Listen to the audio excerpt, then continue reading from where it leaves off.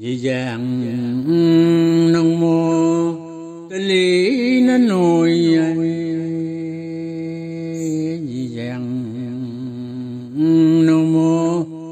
tê lý na nội môn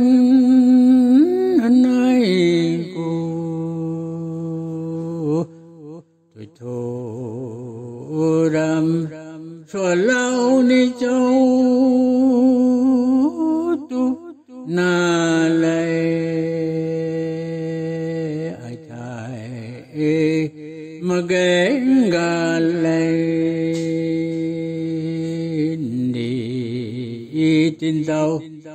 đi tin tàu mai hảo mong bồi rằm hết tăng ngôn tu mai này ta mê cái bụi đi su lá gầy bụi tu lấy gọi bằng cái chăm lên dầu câu ta xiên mấy phu gọi bằng này na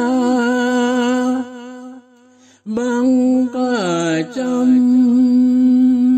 tiếng sang giang rồi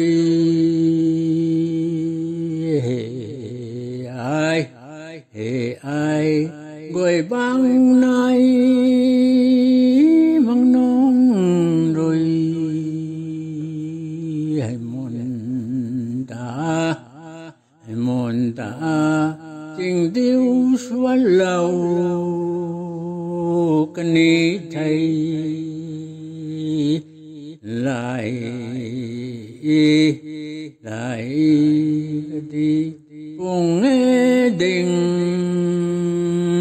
quan hay dâu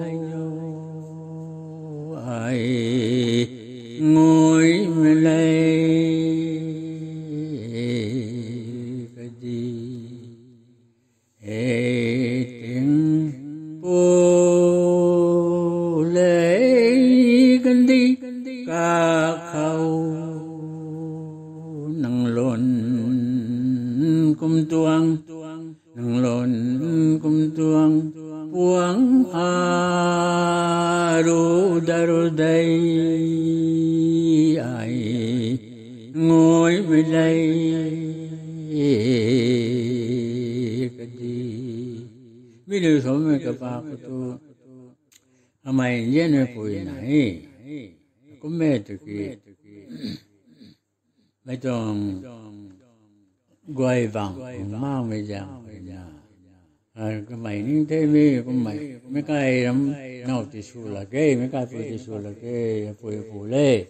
quay thì chân đàn thôi là sao mà cảm thấy cái quay mà cái ăn càn ăn cấu tới xem mấy phụ quay lại tuần đấy có mấy dạng cái là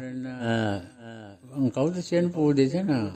quay lặn xuống quay cái càn để thế nào thế có mấy dạng cái mày quay mà cái quay lông có mấy dạng cái mày trên phụ thì tay sinh lục xóa lô cái này thầy có mấy dạng là năng tao bà có tất cả số một cái mấy thứ năng luôn của mình thầy cái tiếng phun lại cái gì cả năng lượng của mình thầy buông mà phổ khắp cái là thế này buông rồi đây là cái dạng gì là cái gì lớp cái là vòng đấy